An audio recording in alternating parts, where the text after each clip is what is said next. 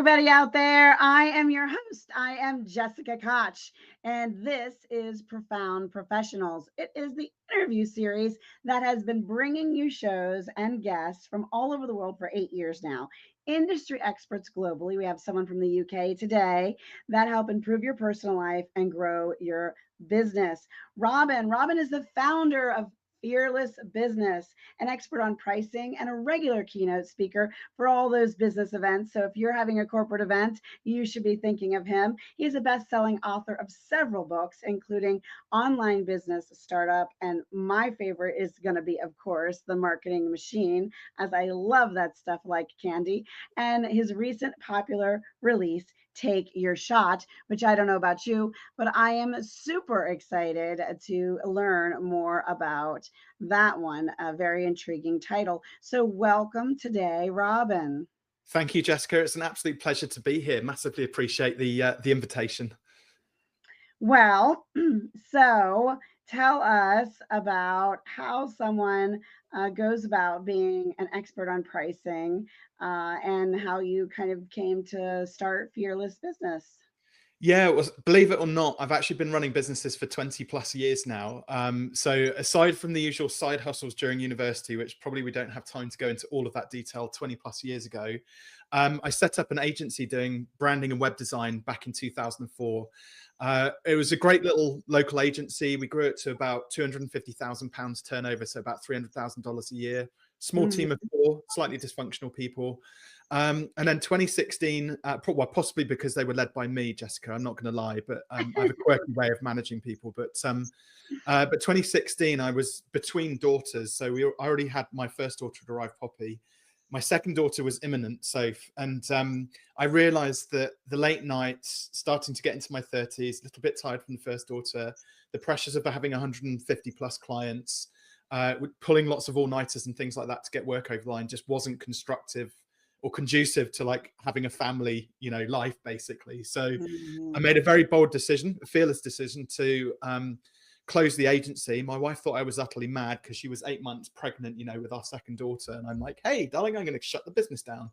I was quite fortunate though that I managed to sell it. So when somebody heard that I was closing, they made me an offer because we had a good number of clients, and what I'd started to learn a little bit about pricing, for example, and how to build sustainable recurring revenue within the business. And that was quite attractive to somebody buying a small local agency.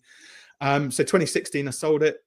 Second daughter arrived, had a great time on paternity leave, effectively unemployed because I'd sold my business. And a few other local agency owners heard that I'd sold and were like, oh, that's interesting. How do we go about doing that? So it's actually started out as just doing a bit of informal mentoring, and my payment then was coffee and cake. And then eventually the money from the sale started to run out and I had to take things a bit more seriously. And so the concept of Fearless actually came about. I was doing a talk in front of about 100 people, and I made a statement. I just said, oh, small business owners just need to fear the things in business ever so slightly less that hold them back from achieving their dreams. And a really good friend of mine in the middle of my talk stood up and pointed at me and he went, Robin Waite, the Fearless Business Coach. And so that became the mantra and the brand and everything else. And I'm really grateful because kind of having stumbled into coaching, I never realized quite how much I would love it. And I realized during my agency days, as much as I was, great having conversations about websites and branding, the bit I loved the most was the strategy and talking about numbers. And, I've always been a geek over maths and profit and loss accounts and things like that. So now I get to have all of those conversations pretty much on a daily basis with not just my clients, but also amazing people like yourself and the great events which I get to speak at. Oh, I love this story. This is awesome. I have taken many leaps similar myself when we had no idea where the income was even going to come from, and just knew that it was the right path to go and all would fall in place, and it has. So I love stories like that when people take a leap, a fearless leap, if you would. So tell us a bit more about kind of your ideal customer and where are they in their head when they come to you and how you're serving them. Is this all, virtual one-on-one meeting kind of coaching, or is it group sessions? Is it online courses? Is it a combination of all those things? Kind of what's going on in that space for you? Yeah, and initially when I started the coaching practice up, it was very much a heavy lift and going out and meeting clients one-to-one, and I guess experimenting, finding the types of clients which I wanted to work with and enjoyed working with, the ones that I could get the best results working with. And so over a period of about 3 years of sort of figuring this stuff out, started to realize actually my passion was grassroots business owners, one-person businesses. I call them mighty small businesses because they've got really great aspirations. They get amazing results for their clients, but typically they're still sort of charging hourly rates, bit time poor, rushing around like busy fools and not quite earning the money which they wanted, which again reflected what I was doing in my agency days as well. So now primarily we focus on coaches, consultants and freelancers. So people in that service client space. And my goal is really, normally they've been sort of working for 2 or 3 years, for example, and just haven't reached the heights which they want to. So through a process, we may talk about it probably a bit later on in the conversation, but through a process, we want to just help them to get really confident about the value which they deliver to their clients and charge accordingly based on the results that they deliver rather than the thing which they actually think that they do. And the nice thing about it is that there's tons of different ways to grow a business, but the way that we do it can have some relative, I don't want to say quick wins because, you know, I don't want it to sound like it's sort of gimmicky or anything like that. But when you start to understand, have realizations around sort of money and pricing and things like that, you realize actually a lot of it is mindset related rather than like practical, tactical business skills. Mm-hmm. And you need those shifts, mindset shifts, as you must have experienced, you know, through Mm-hmm. your work. You have to have those mindset shifts to figure out what you want to do, what worked, what didn't work, and what you want to do in the future, and how to best optimize things. Mm-hmm. I love that. So I still want to kind of redirect us. Are we doing group sessions? Are we doing webinars? Are we doing online courses? Is it a one-on-one virtually that you're working with people all over the world? I know you're in the UK. Do you focus on UK business? Is that your expertise, or United States is comfortable for you also? Give us a bit more of how you operate. Yeah, well, so I used my Nostradamus powers and predicted like COVID was going to happen, this global pandemic. And actually, I went fully online in 2019. So I actually do both have an online group. We meet sort of Mm-hmm. weekly with the coaching work that we do. And it was great when COVID hit because I'd already been doing it for sort of the best part of 18 months, hit the ground running with it. You know, it wasn't new to me. And then I work with a select few one-to-one clients. So the group clients are very much those one-person businesses. The one-to-one clients tend to be more what I class as agency-sized businesses, like 2 to 10 people, up to about $2 to $3 million revenue, sometimes a little bit more. And I'll only work with about maybe 5 or 6 one-to-one clients per year because obviously there's a bit more of a heavy lift there. It's all done virtually, you know, unless occasionally I get clients who are just down the road, but a majority of the work is virtual. We've got clients now, I think at last count, in 25 different countries, and about 165 business owners now in the Fearless crew, which is our community, in total. And we actually, so far as coaching goes, we do it quite differently. So a lot of coaches, when you sort of stop paying the money, you stop getting access to coaching, which is a logical way to do it.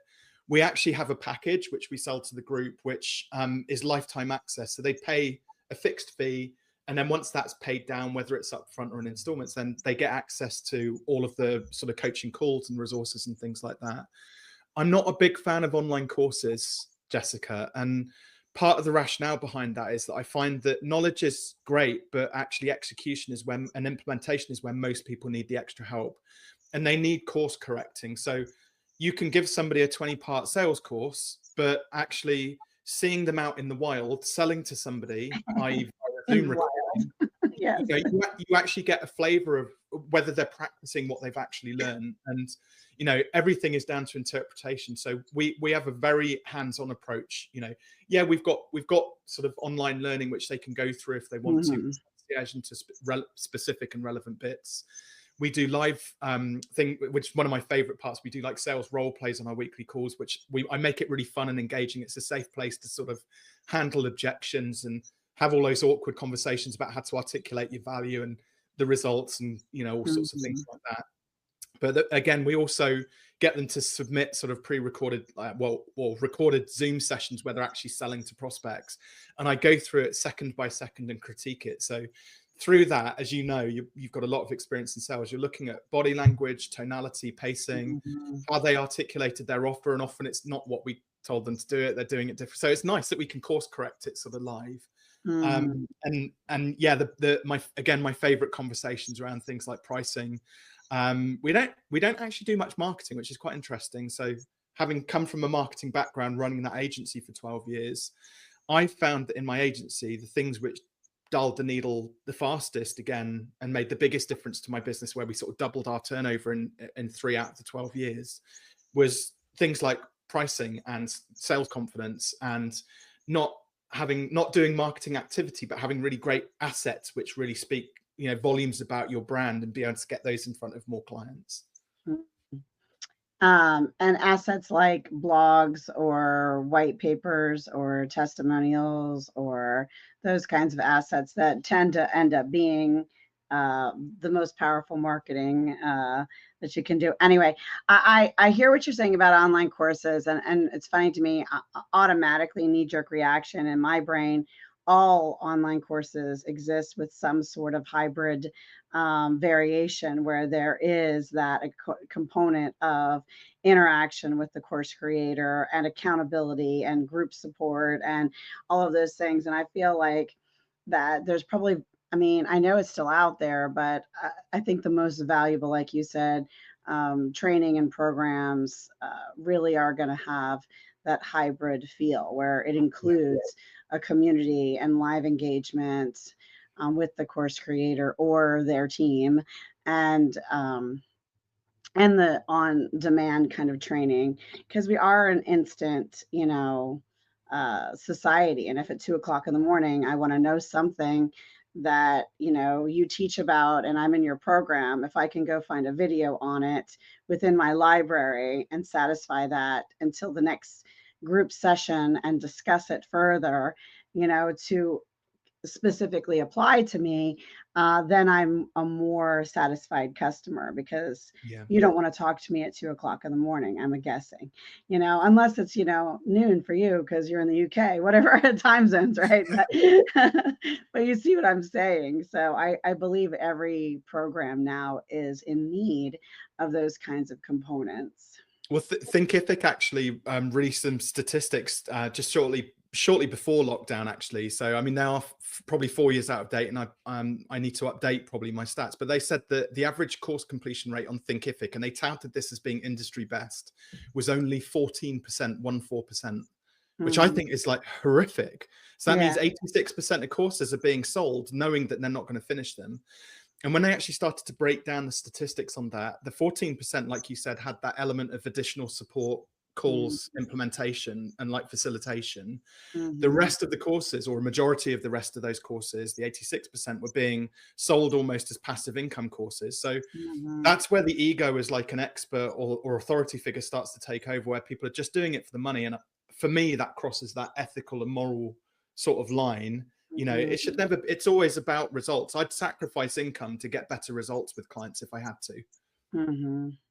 Yeah, and for me, that's the enjoyment part, right? So even though there be times that I would have to have groomed for different trainings or appearances on my behalf for someone else in our company to go for me, those are the kinds of things I typically show up myself as me, right? Versus someone Yeah. else representing me, or I've gone through some sort of training to be that piece, because I feel like one of the other things that makes a really successful business owner is to get out of their headspace, as you might say, of the fact that they are the only one that can administrate or do XYZ in the company, because that is never true. One day we may not be, you might not be here. And then, so how will all your clients be served? And if you've trained a team member or a small team of managers or facilitators or people who can run the agenda of your group meetings and continue to provide those sorts of, because everything is a formula. Everything has a followable. If you just have to look deep enough. So many of our clients, when we, because and I don't talk about my business very often on the show, but we have a virtual assistant membership program, right? So we have VAs that can help. And so many of our clients have no clue, like, oh no, only I can do that. Only I can do that. And one simple example is like, oh, I have all these invitations of people asking me to be my friends on Facebook, but I don't want to accept everyone. So only I can go through that daunting list and decide who I'm going to accept and who I'm not going to accept, and then track how I'm going to engage with them and track how I'm going to use this for my business purpose. But the truth of the matter is, if you dig down with someone like that, you can see what is a red flag for you? What is a reason you would absolutely say no? And what is a reason you would absolutely say yes? And then when you're looking at their profile, what are these other things? And what is the exception to the rule? And if you drill down enough, that decision can be passed off. And hence, anything you and I are doing, as brilliant and fabulous as we are, Robin, can then be passed on to someone else to guide our clientele through long after we're gone. And that's where legacy sets in, right? Let's like the Dale Carnegies of the world who have institutes and training and coaching programs and live schools and in-person environments that are still happening long after the person themselves is gone, Mm. right? Yeah, So 100%. I mean, it's there are some people who in my world who do it incredibly well. You said when you were explaining to me before we hit record earlier on, like the businesses which you run with your family commitments and everything else, I'm like absolutely blown away. But Daniel Priestley is a great one. He I don't know if you're familiar with him, but he now runs about a dozen businesses, and they're all multi-million-dollar businesses. He started them all from scratch, and so he demonstrated that there's this formula. And there's this other great there's a YouTuber, a guy called Ali Abdal, who's a specialist in productivity, and I think he's got about 6 million subscribers now. But it's been quite fascinating being on the inner circle watching his business grow, because he has something called Part-Time YouTuber Academy. He also has Productivity Labs. So these are two sort of facilitated courses. And he was very much heavily involved in PTYA. But when he switched on Productivity Lab, he was like, I don't want it to involve me on the day-to-day, he said, because I'm now effectively running half a dozen businesses within my one big business. How can we set something up, so that people still get value, but I don't have to be there facilitating it? And so they introduced things like office hours, which will be facilitated by other productivity experts, So there are ways to structure these things so that you can kind of start to remove yourself from it. In my business, I mean, there is this, my personal brand is very heavily like revolved around Robin, but I'm kind of like, I don't want this to be the Robin Waite show. So I've now slowly recruited, and actually I've done it internally. So as people have come through my own coaching program, and you can see the ones that they just intrinsically, naturally, they just get it. They understand the principles and the frameworks. They've applied it to their business. You've watched their businesses grow. And I'm like, I need that person. I need them. I need you in my business, And so the 3 associate coaches I have in Fearless Business, they've all been through the program, executed it and applied the principles, run successful coaching businesses. And it's great. Like next Wednesday, Bill's running it, and Bill started his coaching business, a dog groomer. It's a bit random, that one. But I've watched him start it literally from scratch, build it up to £200,000-300,000 a year business. And it's like, he's perfectly capable, and he's probably a better coach than I am, I would suggest, to run my call next Wednesday, and I can have a nice break and hopefully go and spend it with Mrs. Waite, and we'll have a nice lunch somewhere. Yeah. And see, that's exactly, I think, the goal. So I would argue that your next big challenge might be to actually formalize a coaching certification program for coaches, who are either integrated as subcontractors or part of your company directly, or franchise it in some way, that they're out there in the world spreading what you have found to be of such great success, so that if one day, hopefully 100 years from now, you're no longer walking on this planet, what you have provided leaves a legacy. within the world and in the community. So I love that. Is there anything else about your, we're going to talk about your books in a bit, but anything else other than the books about your business that you want to share, something coming up, some free gifts you want to offer? You can obviously give website. We'll be publishing an article with this, and in all the descriptions, there'll be details on how to reach Robin, all of you out there watching. But anything else that we haven't really covered, because I want us to move into a tip for everyone out there listening pretty soon here. Well, funny enough, I was on a call this morning with my publisher talking about my next book. So that's going to be on pricing, but it's going to be a good probably 6 or 12 months before that's we're looking to sort of launch that. Well, I'm quite excited about that one because she thinks this one has the potential to be sort of a Times or New York Times bestseller, certainly getting to the list, not maybe number one, I don't know yet, but she says it's got number one. Speak it to the universe. Yeah, absolutely, manifest it. Yeah. So we're hopeful that one's going to really outperform even the other books, and that they've all done exceptionally well. But again, we're designing it in a way which is that legacy you're talking about is that a book on pricing where I've got fully practiced principles and frameworks over the last 8 years, I know make a difference. That will certainly outlive me. That could be the framework, like you said, for a potential sort of course in the future for other people who want to sort of go out there and start coaching around pricing and things. All right, so a tip for everyone. Let's give us a tip. Which direction would you like to head in based on what we've talked about so far? You know what? It's all you. You decide. What do you feel everyone listening really needs to hear today? Well, can I go down the pricing route? Is it too soon to talk about that? Sure, you can. No, it's not too soon at all. I think now is the time. Well, I've kind of got a couple. If you'll have to let me put up the international sign of distress if I'm talking too much, but I'll try and make it as succinct as I can. So one of the biggest mistakes that I see business owners making when they sort of are looking to grow businesses, they're charging some kind of day rate or hourly rate. And I actually have a very strong opinion on this, that hourly rates are unethical because they reward the person who is basically inadequate, who does a really poor and slow job slowly. And I've got a couple of examples, if we have time, just to kind of illustrate this point. And there'll be a punchline at the end of it, hopefully with a better way to look at how you can go about charging for your products or services. And I might, Jessica, I didn't forewarn you, but there's a bit of participation here from you, the podcast host, potentially as well, if you're game. But imagine if we had 3 web designers, as a business owner. Everybody knows you need a website as a business owner. So website designer number 1 comes along, Jessica, and they're like, right, Jess, we're going to build your website. It'll cost you $50 an hour, and I think it will take me about 20 hours to build it. So you go, okay, $1,000 sounds fair and reasonable.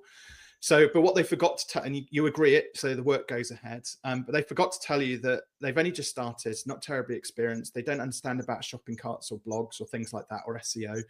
And because they're not charging enough, they've taken on too many clients. So about 3 months later, they come back and they present you with this dog's dinner of a website. And you're like, well, where's my blog? Where's my shopping cart?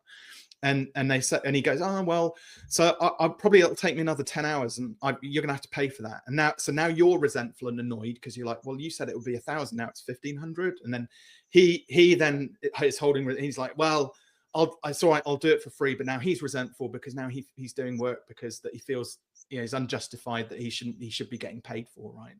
So that's, and the thing is, most people are ethical, moral, upstanding people, so they wouldn't just add on extra hours. Okay.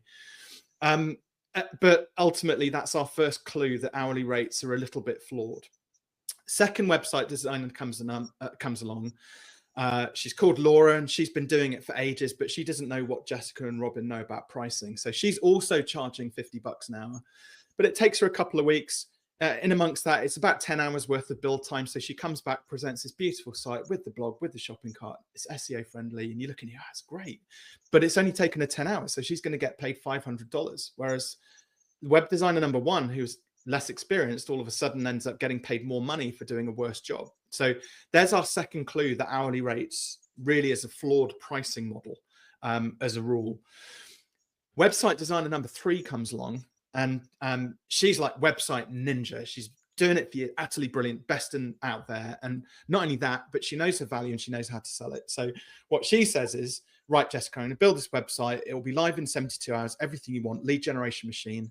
And within 30 days, if it hasn't generated 20 solid qualified leads for your business, I'll refund you all the money and I'll pay you $1,000 for wasting your time. Which one of the 3 web designers would you choose to use? Well, I don't know about the third one. She sounds bonkers. But assuming everything she said is true and she's got loads of testimonials and And reviews. she's not crazy. Yeah, she's not crazy. I guess I'd have to go with her. Yeah, but she's $10,000. But don't forget, if she can't get you those results, she'll refund you and give you extra money for wasting your time, right? Most people, they're not able to articulate their value around it. And so we kind of fall back on this like it's normal to charge like a per hour rate and compare it to other people charging per hour rates. And the numbers appear smaller. So like $50 compared to 10K is like, obviously there's a big difference between the numbers. But where it gets really interesting for me, and this is where I might need a bit of, are you down for a bit of? I am, but I do see a flaw in your strategy, if I might Okay. point out, if you're fair game to play like this. One of the things I see is that small business owner may really want to go with option number 3, but be forced to go with A or B, the first 2 options you gave, because just what's staring at them in their available bank account and to not go into debt to build and grow their business, that may not be an option for them. Yeah, but imagine the final web designer. They know their audience. They don't just pick maybe newbie business owners, but they pick ones who have already got some kind of lead flow and experience. But they also, what the third web designer does is they'll probe and ask questions of the person sat opposite them to figure out, well, if you buy this website and we get you those 20 leads, what's your conversion rate? How much is the average client worth to you? How confident, how good are you at selling? So if, say, I don't know, maybe they're building a website for a law firm and each legal client they get is worth $5,000. Well, 20 leads, 1 in 4 conversion. So you're looking at 25K every single month ROI. So why wouldn't, a business spend $10,000 on that website? The other thing which people don't realize is that there's an undervaluing yourself. A lot of people would see it as, well, okay, so we're going to lose $1,000 every time somebody says no, right? But imagine if you undersell your product at $1,000, knowing that the people that you're actually reaching out to have a budget of 10K, even if the client says yes, you're actually losing $9,000 conversely. So somebody undervaluing themselves leaves a lot more money on the table, kind of is the punchline to it. But where it gets really interesting for me is most people, there's like two different ways that we choose to price products. So, or anything in life really. So we like to think pricing is an intellectual problem. So we try and solve it mathematically using brain power in our head. But actually, most of the purchases which we make generally tend to be an emotional buying decision. So whether that's kind of like maybe it's knee jerk, or maybe it is a well thought through purchasing decision. Generally, there's a lot of emotion involved in it. And so thinking about your business, Jessica, and this is the audience participation bit. So I'm always wary about when I'm the path I'm choosing to walk here. So sometimes, most of the time it works, sometimes it doesn't. We just throw our hands up and go, oh well, it didn't work, but it was fun anyway. Think about your businesses. Is there a product which you're thinking about launching? Can you think of a product which you're thinking about launching? Yes. Okay, do you want to share with us what it might be? So we are launching a program that is a high conversion webinar. So we build all the constructs for it. So we build the funnel and we build the layout of the webinar, and it's a 4-hour, really spill your guts, teach your client everything in order to bring in leads for their big ticket item, right? So people can really begin to know, like, and trust them, and then decide that they do want to be a part of that group coaching session or that one-on-one coaching session, because they got so much value from that, and then helping them fill that program. So one, that sounds absolutely epic. So, and you've got lots of experience in business, but how much roughly were you thinking of charging? Around 25,000. 25K. Okay. Mm. Is there a world somewhere out there in your future, parallel universe, but in the future, where maybe you're charging, I don't know, 125 for it? I mean, potentially, but what I was going to say to you is I like the model where, and this is how we are planning on structuring our pricing is part of that, the 12,000 of that will be paid essentially up front. So 6,000 right away, and then another 6,000 as the funnel and the webinar and everything is complete so that it's ready to go and the client's satisfied with it. And then the second half actually doesn't come until they receive results from the work. So they are actually landing clients and customers. And so, because then we have skin in the game. I like Yeah. a product where it says, "Look, I'm in this with you for for the results." So, and that's what I would say about the webinar, the website person. I would say, "Well, look, I'll pay you 2,000 up front, and then monitor and work with me along the way, and you'll receive a percentage of the results and commission until we reach your $10,000 price tag." And that's how I'd want to pay her. Yeah. Well, I love that. So first of all, you've got incredible negotiation skills, which is brilliant. But second of all, I like the fact that there's skin in the game as well. Because again, a lot of business owners are too afraid. The fear kicks in because they're like, oh, it depends. Like, what if they don't do the work which they're supposed to do, or what if they're not very good at sales, or what if? And I always say to people around the it depends, because it's actually a swear word at Fearless HQ. We don't let our clients say that word, because that means there's too many variables and your processes or systems aren't nailed down. Maybe you're working with too many different types of clients, or you're trying to solve too many different problems for too many different types of clients. Where you have a product or service where you're doing one thing really well for one specific type of client, there's actually fewer things that can go wrong. And this is what trips a lot of business owners up. And maybe we're getting to the tip now. We've gone slightly off track of where I was heading, but I think this is really important. What was I going to say? I've totally lost my train of thought now. But we'll get there, Jessica. What I was going to say was that people lack confidence in their own ability to deliver. They introduce too many variables trying to please everyone. But doing that one thing really well for one specific type of person actually is a very boring business. Let's face it. And like, it's only our ego which says that we should make business interesting and work with lots of different people, so I can use my creative designiness to make like fun products for people, right? But actually, if you look at the most successful businesses out there, they are really boring businesses. Even down to something like, your iPhone or something like that, right? The products look nice and shiny, and the founders of Apple tell very nice stories, but ultimately, like, iPhones and iPads and everything, they're made in production lines. It's doing the same thing mechanically over and over and over and over again. So that's why they're so successful, right? And I think small business owners need to model some of this. Build a boring business that you can build systems and process around, exactly like you said, with your team of VAs. So it's teachable, learnable, and repeatable. And to let you push your ego to one side. I'm gonna pull you back on my question though, which I asked a little while ago. So you want to charge 25K? I get the installment plans, and you've got skin in the game. But what if there was a version of you selling this in a year or 2 years or 3 years in the future, where actually you're so in demand you can charge 125K for it? Yeah, that's for me. But I have the mindset that that's very doable. I'll be sure that the value matches the dollar, and that they receive those things. So that doesn't frighten me a bit. So why not do it today then?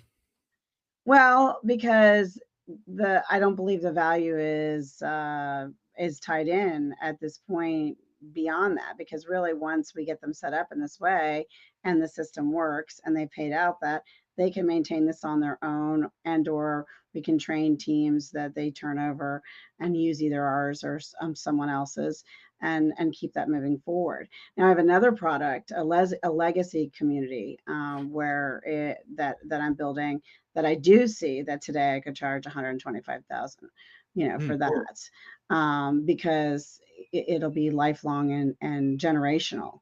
And so the value that's in that is unprecedented. So easily I see the ability to do that right from the get-go, for that product type. But the other one, and I really believe in matching value with dollar, Yeah. so. But there's a gap though. So you were like very confident in your 25K price point, but confident also in the future version of 125. And this is where we introduce something called bandwidth, right? So most people, when they think about like pricing, they see it as yes or no, I'm in or I'm out, is too expensive or too cheap. And there'll be a rational process which you've gone through to get to 25K. But but there's a bandwidth there between 25 and 125, so 100,000 different numbers. So we could explore, like there's a version, and you said, well, maybe the value's not quite there. We need to explore that. There's some things we've got to do. But what if actually it was maybe today, like what if it was 30K or 35K or 40K or 50K, for example? And you see, you're nodding and you're still not stopping me, right? So you can see that your internal value around this actually is much higher than the 25K you've intellectually come to the conclusion of it. And I'd say, so at 50K, you've started to vocalize it. I'd actually suggest you could launch this product at 50K and you'd still convert as many people into it, and you can still do your 6 and 6 and then the success fee on the end of it. But is there a chance that you're leaving some money on the table there? Yeah, I mean, yeah, there's always a chance we're leaving money on the table. That's true. Yeah. For sure. For sure. It's a very, very good point. So I appreciate that. It's fascinating. Mindset is the majority of pricing, but you do also have to know. So, for example, I have a much more challenging scenario. You're with my virtual assistant membership program, for example, we literally sell blocks of time. Like that's what they buy, is a 20-hour block of time at a certain dollar hour rate, because I have to pay the team out a certain dollar, and all of the jobs and tasks they're doing can't be equated into per project, because all the projects are so unique and specific to the client. So you just swore at me. You just said it depends, Jessica. You're going to have to pay into my swear jar, right? But they are all very different. So well, I get that, and it's obviously all choice, and so funny enough, I worked with the VA who was having all of these problems. So she used to do a whole collection of different like jobs for different business owners, so diary management to scheduling, email management, sort of you name it, whatever it was. But one of the things we discovered with her, she was just so passionate about podcasts. She loved listening to podcasts when she went out running or in the car or whatever it might be. And so we determined her dream business was to do something in podcasting. And so where she was charging sort of, £25 an hour, which is quite good money as a VA here in the UK, £25 an hour for her work, and struggling to get clients because she couldn't communicate the value of what she was doing.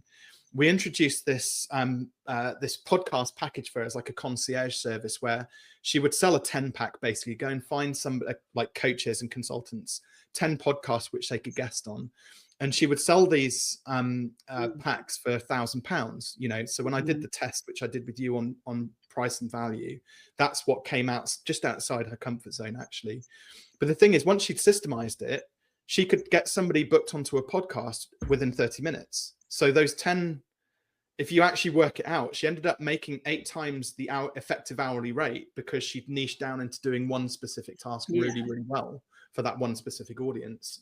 And again, her financial goals were modest. So for her, like £3,000 a month. So what's that, about $3,500, $4,000 a month, was more than, adequate for her to have a really nice lifestyle. So 3 podcast clients a month coming through, which was, there's plenty of coaches and consultants out there who want to guest on podcasts. So that was just like one subtle shift. I guess it's all, what it comes down to is ultimately choice, like who you want to serve, how you want to serve them, what you can tolerate. Because again, like, there's a certain mindset of people who can tolerate working for X amount per hour doing all these different things. So that also comes into it as well. Yeah, that's for sure. So, what's our big tip behind this? Push that pricing just beyond your comfort zone. Yeah, essentially, it's just at the end of the day, pricing is a mindset thing. We try and price ourselves based on our intellect, but actually, our heart often says, "No, you're worth more than that." And so, if you have two numbers to choose from, choose the one which is slightly scary, Yeah. and you'll learn through that, and then gradually over time, you'll find yourself just incrementing that price and that value. All right, all you out there watching, it's time. It's ready. You're going to push that share button right after you type into the comments your favorite nonprofit cause. Maybe it's a cause you started yourself. Maybe it's one just near and dear to your heart and there's a story with it. Share the story. We'd love to hear it. And hit that share button. We want to spread some awareness because today, my friend, you can share time, treasure, or talent with something or inspire someone else to do so. So be a hero. Type that out. Hit the share button. Let's spread some awareness. Let's inspire someone out there to do something good. What's a nonprofit that you care about, Robin? So I support For Ocean, which is an ocean cleanup charity. They do amazing work in terms of, like, for every £20 or $25 that you put into For Ocean, they pull, I think it's £10 of plastic out of the ocean. And Mm, what it's quite interesting that the way they've set the business model up, they hire fishermen because the fish in certain areas are depleted. They've got nothing to fish anymore. So they mm, pay the fishermen to fish the plastic out. So that's where our money goes when you donate to For Ocean. mm, And then they're able to then provide and buy food for their families, which is fantastic. And mm. how I choose to give back is every time we enroll a client into Fearless Business, we give a certain amount of that money to straight to the charity. I love that. I love that. Cause marketing. I love where we can take time in our success, whether it's a minute on a podcast or in how we're functioning business, um, to do something good, something bigger than us, something for the community or the world at large. And our oceans serve all our communities. So I love that. Great, great suggestion. Now, now get ready again. We want to hear about all of your favorite books, books that have inspired your personal life. They've helped you grow your business, books that you love, books you've authored. If you're an author of a book, put that in the comments because if you're kind enough to hit the share button, someone else might be too. And guess what? We might be then promoting and featuring your book as it trails along virally in the comments below. So, Robin, give us a book not written by you that inspired your personal life or helped you grow your business. Yeah, so the book I want to talk about is it's a book by Ali Abdaal, who I mentioned earlier on. So he's the productivity guy, but his book is called Feel Good Productivity, and actually you can see it over it's got a hallowed place now on my bookshelves behind me. But Say the it's title again. Feel good uh, what? yeah, Feel Good Productivity. So which sounds like it should be very much a business book, but you can apply it to any elements of, not just business but life as well in general. But the whole ethos behind it is about, I think in 2024 we can get really caught up just sort of grinding out life and our jobs and just working for the man and all the rest of it, and I think we lose a bit of a taste of why we're doing this in the first place. And the idea behind it is to get more in tune. It's a bit like, I don't know if you're familiar with ikigai. So it's the Japanese philosophy around, like, how you should live your life and around Mm. purpose and mission and values and profession. So it's the different aspects of it. What's that But called? You said icky guy? ikigai, yeah. So it's a Japanese philosophy, like a way of life essentially, which they all live by.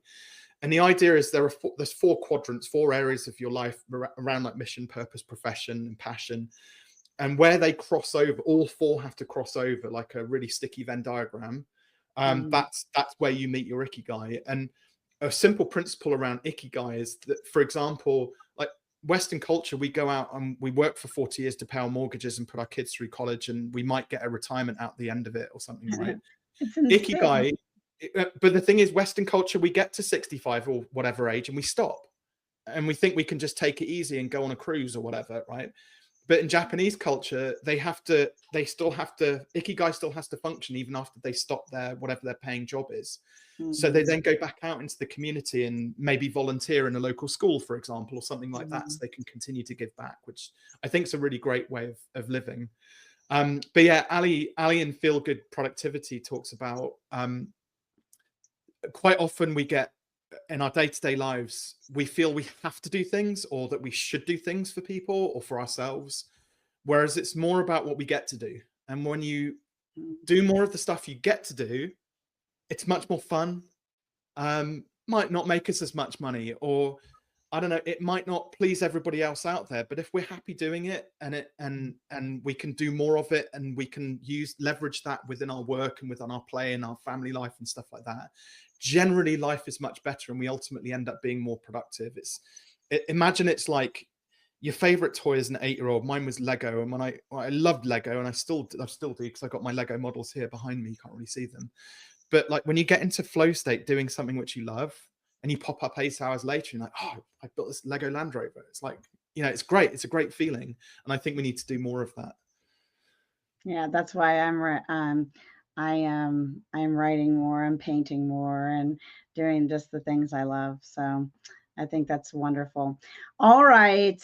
You are an author and a half. So many books for us to talk about and talk of. So well, first of all, what inspired you to decide to wake up one day and decide, I'm going to be an author, I'm going to write a book? So tell us about the journey of your book story writing for the first book. Well, I probably, you're going to get a sense of me now, but I'm a stickler for rules. And I did this course about 10 years ago called Key Person of Influence. It was run by another guy I mentioned earlier on, Daniel Priestley.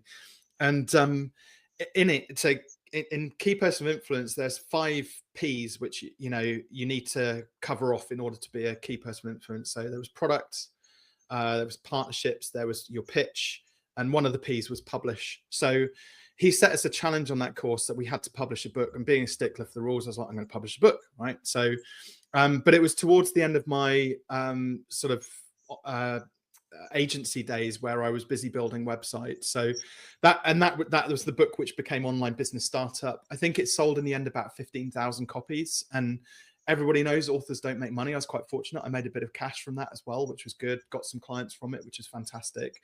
But the bit of feedback I kept getting was that it was quite a dry sort of how-to book. Very, very useful, like lots of knowledge in there, but people kind of had to go through it piecemeal and implement it.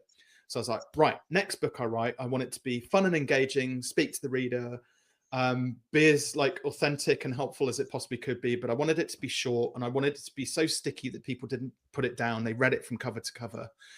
So that then became Take Your Shot, which I need to update my notes actually, because it wasn't recent. I looked, it was actually 2018 when I finally sort of published that one. And it's got nearly 1,000 reviews on Amazon and Goodreads, which I'm really proud of. But essentially, it's only 100 pages, so it's a relatively short book. But I was inspired by one of my favorite books called Built to Sell, which was told as a story. It was a story about this guy who wanted to sell his agency, and he couldn't because it was valueless, because he was doing too many things. Anyway, I love the story element of it. So Take Your Shot is actually a parable about this golf pro who on the golf course meets this business coach, and the golf pro is like really struggling. He's got a young family, so a lot of it sounds very familiar, right? I've got 2 young kids as well, so that's where I was drawing on the emotional side of the story from. It's actually based on a real client that I worked on, and in it there's 5 very basic but core business principles that I just wanted people to grasp those principles and apply straight into their business without needing my help. And yeah, it's been more successful than I could have imagined. Like I said, I think it's approaching 1,000 odd reviews now across Amazon. And I get loads of the comment most people say is, it felt like you were writing that book about me. That's awesome. And that is the magic formula, by the way. Reviews on Amazon will push you to the top of their algorithm all day long in your subject matter or industry or keyword search of choice. So that's fantastic. Marketing Machine, did you mention that one, or did I miss it? Yeah, no. So I didn't mention it. No, Marketing Machine actually was a bit of a happy accident. So I set out on a mission when I started coaching, like I said, that because I'd run a marketing agency, I didn't want to be known as the marketing guy and constantly having to solve marketing problems, because it's fun for me, but teaching other people, I just didn't get much joy out of it. But anyway, so I developed this talk, which was actually like anti-marketing. It was like people just do it all wrong. And so I delivered the talk. which was originally just a presentation, and I got it transcribed, and now eventually I've had 2 edits of it, and now it's become the book. But it's about the words which we use when we're marketing ourselves. Again, most people focus on the thing which they do. They don't, at a very basic level, they don't focus on the benefits of the thing which they do, and how you go about articulating that on things like your website, your social media posts, and your videos and interviews, and all the great things which people put out there. And the fact that it was based on a gripe, because my one gripe was like going onto LinkedIn or Twitter or wherever, and it was just everywhere, buy my stuff, buy my stuff, buy my stuff. Like, just, people just like, because they didn't know that they needed to be a bit more sophisticated with that. So yeah, it talks about some of it's my take on marketing, basically, which is a little bit anti-marketing, and that there are smarter ways to grow a business. I love that. I love that. And you said your newest book coming is going to be the new book. It's probably going to be another probably six to 9 months before it's actually released, but it's going to be on pricing. So a bit of theory, some case studies, some well-known sort of examples on pricing, but primarily it's going to be a framework in there around how to set your prices, how to elevate your prices, how to articulate the value of what it is that you do, and things like that as well. But it's very much focused on the pricing thing. Yeah, and hopefully it's my legacy play, the book that I'll be remembered for forevermore. I love that. I love that. It has been such a joy to have you on the show today, Robin. I hope you've enjoyed being here. Well, thoroughly enjoyed being here. Absolutely. That's good. That's good. Now, if you're out there thinking, wait, I am an industry expert too, and I could improve someone's personal life or help them grow their business, or I've written amazing books, fiction or nonfiction, I have a passion, a mission, a dream to help the world be a better place, I should be on Jessica's show because I'm a profound professional too. Well, then do the things. Reach out to us and our team, and we'll let you know just how to get booked on our show. And now, before we say goodbye, as we close out today, could you give us a final thought, a piece of information or inspiration as we say goodbye? So, Jessica, I probably should have forewarned you about this. This might blindside you just a little bit. Okay.